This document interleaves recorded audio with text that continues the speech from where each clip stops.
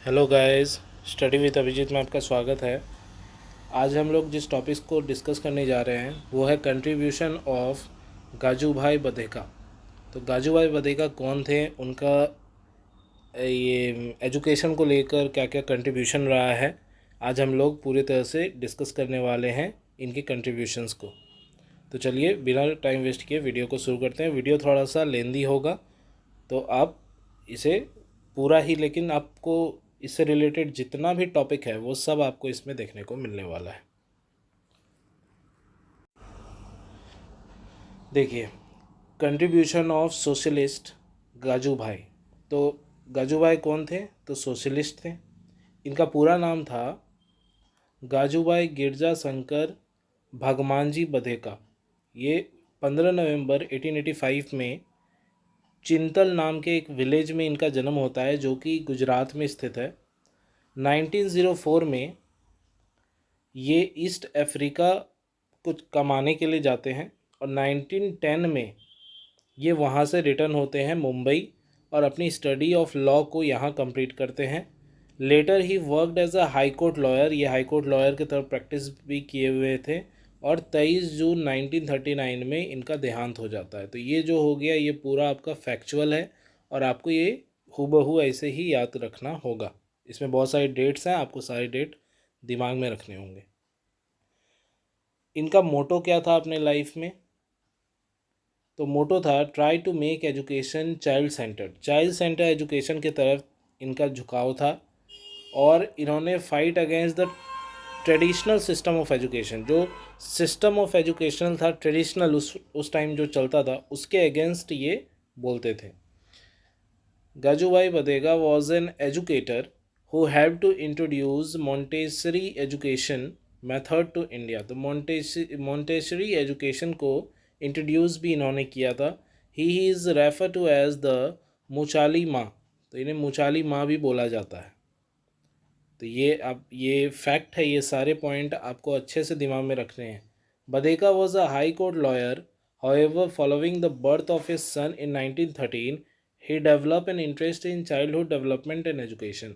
तो 1913 में जब इनका बच्चा जन्म लेता है, उससे पहले ये लॉयर थे हाई कोर्ट में, लेकिन जब 1913 में उनका सन का जन्म हुआ तो उसके बाद से उनका झुकाव एजुकेशन और चाइल्ड डेवलपमेंट की तरफ चला गया। इन 1920 बधेका फाउंडेड द बाल मंदिर प्री प्राइमरी स्कूल। तो इन्होंने 1920 में बाल मंदिर, जो कि प्री प्राइमरी स्कूल है, प्राइमरी स्कूल से भी पहले जो आता है, उसे इन्होंने खोला। Badheka published a number of work in the field of education including Divya स्वप्न यानी डे ड्रीम। तो दिव्य स्वप्न नाम से इन्होंने एजुकेशन में अपने वर्क्स दिए हैं। अब बैकग्राउंड क्या है था इनका, वो भी थोड़ा देख लेते हैं। तो Gijubhai Badheka was a strong antagonist of the existing education system. यानी एंटागोनिस्ट होता है विरोधी। वो जो उस वक्त आपके एग्जिस्टिंग एजुकेशन सिस्टम था उसके बहुत अगेंस्ट थे। And he incidentally called his book the old servile system. इन्होंने एक बुक निकाला जिसका नाम था old servile system. He was strongly against the kind of the schools whose sole objective was to teach and guide student to overcome the ultimate test at the end of the year called the examination। तो ये इस examination, so called examination जो होता है, जो आज भी होता आ रहा है, इसके बहुत अगेंस्ट हैं कि ये एकमात्र जरिया कैसे हो सकता है किसी स्टूडेंट के स्किल्स को, उसके मतलब कितना डेवलपमेंट उसमें हुआ है, ये आंकने के लिए। He has propounded a new and a different perspective, concept and method of his own to counter the existing system। और उन्होंने इसी के पैरेलल एक सिस्टम खड़ा किया और कहा ये ज़्यादा बेटर सिस्टम है। And he propagated that schools should be a place where children feel free to learn, enjoy and like। तो उनका कहना था कि चिल्ड्रन, स्कूल एक ऐसा जगह होना चाहिए, ऐसा प्लेस होना चाहिए जहाँ चिल्ड्रन के फीट जो हैं वो फ्री हों, क्या क्या करने के लिए, लर्न करने के लिए, इन्जॉय करने के लिए और लाइक करने के लिए, जो कि उनके हिसाब से उससे पहले नहीं हो रहा था। Teacher should be like a friend. Teacher एक फ्रेंड की तरह हो और चिल्ड्रन उससे डरे ना। Children should develop the zeal to learn and experience the joy of learning in the school. तो चिल्ड्रन जो है उनमें zeal ऑफ लर्निंग को डेवलप करना और कहीं ना कहीं उन्हें एक्सपीरियंस कराना लर्निंग के दौरान, क्या जॉय, यानी वो इंजॉय करके पढ़ाई करें स्कूल में, ऐसा इन्वायरमेंट क्रिएट करना, ये इनका कहना था। Teacher should have a humanistic and empathetic attitude toward children. तो टीचर का एटीट्यूड कैसा होना चाहिए? Teacher should B facilitator and not authoritative, यानी टीचर का रोल फैसिलिटेटर की तरह होना चाहिए, ना कि अथॉरिटी की तरह। Teacher should be liked and respected by student, and children should not have the fear to approach their teachers, and with his enthusiasm to highlight the fault in the existing system through his own concepts. And he took the extra step in convincing the education officer to provide him the opportunity to experiment his concept in the school, which he succeeded with his perseverance. तो कहीं ना कहीं उन्होंने इससे parallel एक education system खड़ा किया जिसमें इन्होंने मेनली चाइल्ड सेंटर्ड एजुकेशन की बात की। तो इनकी सोच बहुत ही सही थी, ऐसे ही हमारे एजुकेशन सिस्टम को होना चाहिए। और बहुत सारे इनके पॉइंट्स जो हैं एजुकेशन सिस्टम में इम्प्लीमेंट किए गए हैं, लेकिन आज भी क्या स्थिति है ये आप ज़्यादा बेटर जानते हैं। Gijubhai in real life. तो Gijubhai began his career by practicing as a high court lawyer. In 1913, the birth of his son set him thinking about child upbringing and child development. यानी ये एक हाई कोर्ट लॉयर के तौर practitioner थे, लेकिन 1913 में अपने सन के जन्म होने के बाद, यानी जब उनका बेटा जन्म ले लिया, तब कहीं ना कहीं उनका झुकाव child upbringing and child development की ओर हुआ। Looking for a new idea in education, he discovered the writing of Maria Montessori. So impressed was he that he left his legal practice to devote himself to children and education. और कहीं ना कहीं Maria Montessori ही वो कारण था जिसके वजह से इनका झुकाव चिल्ड्रन और एजुकेशन की तरफ ज़्यादा हो पाया। In 1920 he founded the first pre primary school Bal Mandir, और 1920 में इन्होंने एक बाल मंदिर खोला जिसे हम लोग प्री प्राइमरी स्कूल कहते हैं, क्योंकि उस वक्त प्राइमरी स्कूल ही होता था, प्राइमरी स्कूल के नीचे कोई स्कूल नहीं होता था। इन्होंने प्री प्राइमरी से भी पहले के स्कूल्स होने चाहिए और कैसा होना चाहिए वैसा फर्स्ट उन्होंने फाउंड किया था। Contribution as a teacher educator. तो उनके हिसाब से क्या क्या कंट्रीब्यूशन एक टीचर को करने चाहिए एज अ एजुकेटर। तो he establish the school for the education of 2.5 to 6 year of children first time in India. तो उन्होंने जो है 2.5 से लेकर 6 साल के बच्चों के लिए एक नया स्कूल, मतलब एक अलग स्कूल खड़ा किया। When children come to school he welcome them, call them by name. और जब वो स्कूल आए तो उनका वेलकम करना, उन्हें उनके नाम से बुलाना। Inclusion of marginalisation group in the institution.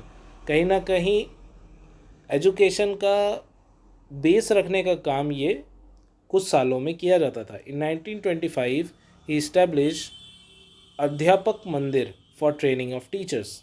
तो अध्यापक मंदिर यानी कि टीचर्स के लिए स्कूल, ट्रेनिंग ऑफ टीचर के लिए जो भी स्कूल्स होते हैं वो बनाने की इन्होंने 1925 में इस्टेब्लिश किया।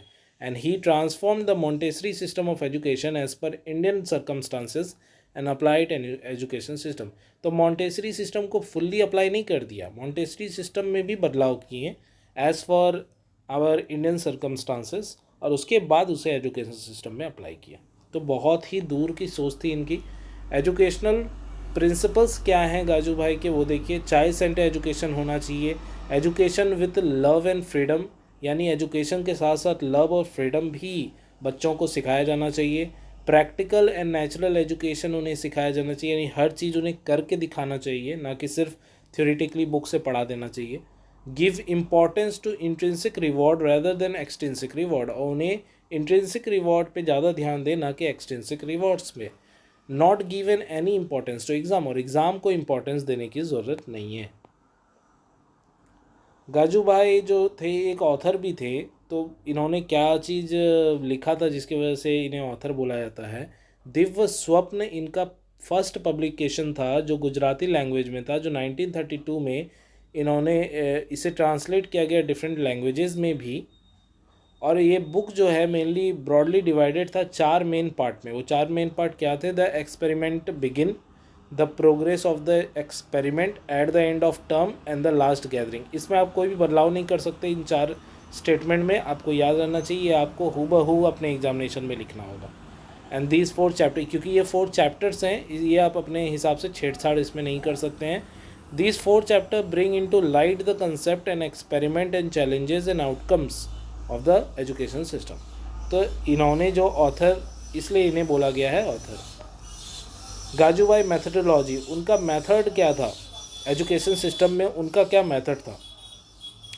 तो freedom and love were the twin principles around which Gijubhai system resolved या रिवॉल्व्ड। यानी फ्रीडम और लव, ये दो पे इनका ज़्यादा मेन प्रिंसिपल्स थे इनके, यही दो, कि फ्रीडम मिले बच्चे को और प्यार भी मिले। With the introduction of sensory development, coupled with use of music, dance, travel, playground, instantly acquired popularity with children and parent। कहीं ना कहीं स्टूडेंट को वो हर चीज़ मिलना चाहिए, जैसे म्यूज़िक हो गया, डांस हो गया, ट्रैवल हो गया, प्लेग्राउंड में उसे खेलने का मौका मिले, ये सब चीज़ इंट्रोड्यूस किया था उन्होंने अपने एजुकेशन सिस्टम में। Badeka opposed the idea of punishment and believed that learning must be an enjoyable experience। ये बहुत ही इंपॉर्टेंट टॉपिक है, बहुत ही इंपॉर्टेंट पॉइंट है, क्योंकि बदेगा ने पनिशमेंट के अगेंस्ट आवाज़ उठाई थी और उसे एकदम भी नल अवॉइड करने की बात की थी। He strongly oppose the system of rank and reward. Rank reward के वो बहुत अगेंस्ट थे कि एकदम भी रैंक और रिवॉर्ड सिस्टम ख़त्म होना चाहिए। According to him, one should have an inner sense of satisfaction after learning. यानी उनके अनुसार लर्निंग वो है जो लर्निंग होने के बाद एक लर्नर के अंदर इनर सेंस ऑफ सेटिस्फैक्शन जागृत हो। अगर नहीं हो रहा है तो यानी लर्निंग में कमी है। Badheka strongly advocates personal cleanliness and said that physical fitness must be at the basis of good learning process, and he believed that adherence to personal hygiene would bring about social discipline। यानी उनके अनुसार physical fitness भी बहुत important था, जो कि school social discipline का एक हिस्सा है। पर्सनल हाइजीन भी उतना ही इम्पॉर्टेंट है। ये सब कुछ उन्होंने अपने एजुकेशन सिस्टम में इंट्रोड्यूस किया था। Gajubhai Badeka adopted several new techniques in teaching learning process. Through this new methods, children develop creativity, speaking, writing skills, discipline behavior and learn to appreciate the need to maintain the hygiene and cleanliness। तो उनके अनुसार बहुत सारे skills, बहुत सारे techniques जो हैं वो डेवलप किए जाने चाहिए, जैसे कि creativity, speaking, writing skills, discipline behaviour और learn to appreciate and need to maintain hygiene और क्लीनिनेस को मेंटेन। ये सारे स्किल्स हैं जो कि एक बच्चे में अगर हम डेवलप नहीं करा पा रहे हैं तो हमारे एजुकेशन सिस्टम में कमियां हैं। The emphasis in Badheka's model was self realisation and self development. ये दो पॉइंट बहुत इंपॉर्टेंट है, ये वाला और इससे पहले जो पनिशमेंट वाला टॉपिक था। ये दो पॉइंट बहुत इंपॉर्टेंट है, आप याद रखिएगा। ही emphasised learning for the sake of knowing, learning for the sake of happiness and satisfaction of knowing, and learning for the sake of development, not for the sake of reward and ranking। तो ये 3 point यहाँ पे जो लिखा है ये भी बहुत ही इम्पॉर्टेंट है। क्या लर्निंग जो है जानने के लिए करना चाहिए, हैप्पीनेस के लिए करना चाहिए और डेवलपमेंट के लिए करना चाहिए, ना कि रिवॉर्ड और रैंक पाने के लिए। मॉन्टेसरी एजुकेशन क्या था, उससे उन्होंने कौन कौन सा पॉइंट लिया ये भी आप देखिए। The Montessori approaches focuses on natural development of human being. तो नेचुरल डेवलपमेंट हो ह्यूमन बींग का। Montessori education, a child transform into a complete human being and create a comfortable zone for himself, herself and for society as well as for the entire humanity. यानी कि एक ऐसा आदमी हमें खड़ा करना है जो एक बहुत ही अच्छा ह्यूमन बींग हो, ना सिर्फ अपने लिए, दूसरों के लिए, सोसाइटी के लिए या एंटायर ह्यूमैनिटी के लिए। Montessori education bring with the understanding that the role of the adult or the teacher is only to help the unfold the hidden and inborn development power of the child. तो Montessori education इस तरह से build करना चाहिए कि वो adult जो बनेगा उसका रोल हिडन हो, उसका डेवलपमेंट जो है चाइल्ड में साफ साफ दिखाई दे। अगर लर्निंग होने के बाद चेंजेस नहीं दिख रहे हैं पर्सन के अंदर, तो वो सिस्टम कैसा। The Montessori approach believe that the child must be guided in the path of reaching adulthood. तो चाइल्ड को हमेशा गाइड करते रहें कि वो भटके ना अपना रास्ता, ये भी इम्पोर्टेंट है। गाजूबाई's contribution. Gajubai conducted adult education campaign in 1930. He initiated the concept of Vanar Sena, which included child satyagrahis in 1930 movement. Under Gajubai or Dakshinamurti, located in sympathetic territory of Prince, came to reward as center of dedicated freedom fighters. Gajubai Badega evolved a few key strategies to translate his vision into action. तो गाजूबाईज़ ने क्या क्या किए हैं, क्या क्या contribution दिए हैं, ये इम्पॉर्टेंट है, ये सारे फैक्ट हैं। अब जो स्ट्रैटेजीज़ उन्होंने सेट किए थे, the strategies which he advocate are setting up Adhyapak Mandir, यानी टीचर्स के लिए, टीचर ट्रेनिंग के लिए एक स्कूल कह लीजिए या कॉलेज कह लीजिए, जो भी कहिए, उसे इस्टेब्लिश करना। ब्रिंग आउट शिक्षण पत्रिका, यानी कि शिक्षण पत्रिका यानी एक तरह से जर्नल्स जिसे कहा जाता है, उसे ये करना, पब्लिश करना। फॉर्मुलेशन ऑफ नूतन बाल शिक्षण संघ, एगो अपना संघ क्रिएट करना बाल शिक्षण से related. And creating literature for children, तो चिल्ड्रन के लिए लिटरेचर क्रिएट करना। ये सब इनके बहुत ही बेसिक कह लीजिए कंट्रीब्यूशंस हैं जो कि ज़रूरी हैं। And inclusion of marginalized group in the institution which he established. अब लास्ट पॉइंट आता है आपका एजुकेशनल फिलॉसफी ऑफ गाजूबाई।